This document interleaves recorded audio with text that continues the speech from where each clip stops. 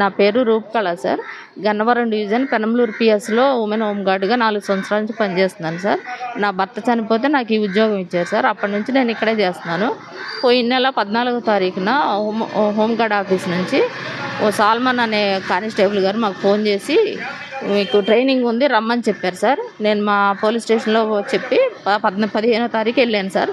Sir ఏం training ఏంటని అడిగితే ఒక ఐజీ గారి ఇంటికి మాచవరం దగ్గర ఉంటారు ఆఫీసర్ గారు, వాళ్ళ ఇంటికి వెళ్ళాలని చెప్పారు సార్. సార్ నాకు ఒంట్లో బాగోదు, నేను వెళ్ళలేను సార్, నన్ను ఎక్స్క్యూజ్ చేయండి అని అడిగాను సార్. అది మనసులో పెట్టుకుని అప్పటి నుంచి 14వ తారీఖు నుంచి నిన్నటి వరకు కూడా ప్రతిరోజు బందరు తిప్పుతున్నారు సార్. ఉదయం సాయంత్రం వరకు అక్కడ గడ్డి పీకించడం, వివిధ పనులన్నీ చేయిస్తున్నారు సార్. నేను అక్కడికి ఆర్ఐ గారిని 2-3 సార్లు కలిసి అడిగాను సార్.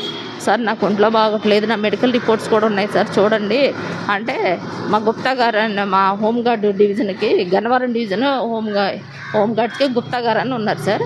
ఆయన ఏం చేస్తారంటే ఊరకనే పనులు అవుతాయా నీకు, ఏమైనా డబ్బులు ఇస్తే పనులు అవుతాయి కానీ డబ్బులు ఏమో నువ్వు చేపిస్తాను అన్నారు సార్. నాకు వచ్చేదే 20,000 సార్, మేము ఎక్కడ డబ్బులు తెచ్చేమో, మా వల్ల కాదు సార్, ఏదో రిక్వెస్ట్ చేసుకుంటాను, ఆర్ఐ గారు ఇంటలేదు కదా, ఎస్పీ దొరవారు నన్ను కలిసిన బాధ చెప్పుకుంటాను వెళ్ళాను సార్.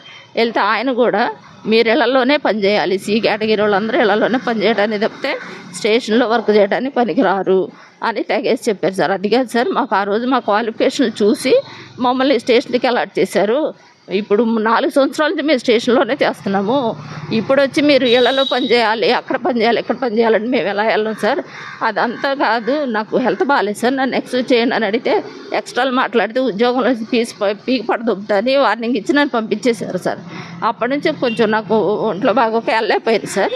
వెళ్ళాక నేను వెళ్ళాను సార్, మళ్ళీ హోంగార్డ్ ఆఫీస్కి వెళ్ళి సార్ నాకు ఒంట్లో బాగాలేదు, నాకేమన్నా మళ్ళీ పాస్పోర్ట్ ఇవ్వండి వెళ్ళిపోతానని అడిగితే ఆర్ఐ గారి ఇంటి దగ్గర ఉండి మా గుప్తా గారి చేత ఈ సస్పెన్షన్ లెటర్ పంపించి ఇది నన్ను చదువుకోనివ్వకుండా నన్ను ఇబ్బంది పెట్టి ఈ లెటర్ మీద సంతకం పెట్టించుకున్న తర్వాత నాకు సస్పెన్షన్ లెటర్ ఇచ్చారు సార్. అలా నేను చదువుకున్న తర్వాత సార్ ఏంటిది, నేను 14వ తారీఖు నుంచి వస్తే 25వ తారీఖు నుంచి నేను ట్రైనింగ్కి రాలేదని చెప్తున్నారు, 1వ తారీఖు కూడా నేను ఉద్యోగంలో ఉన్నాను అక్కడ, మీరు అలా ఎలా చెప్తారంటే అదంతా మాకు తెలీదు, నువ్వు వాళ్ళు చెప్పింది నేను చేశా అంతే, నువ్వు ఏమన్నా చేసుకొని ఇష్టం వచ్చింది చేసుకోపో అని నన్ను బయటికి పంపించేశారు సార్. అది జరిగింది. ఇంటి దగ్గర డ్యూటీ కాదు సార్, వ్యక్తిగత పనులు.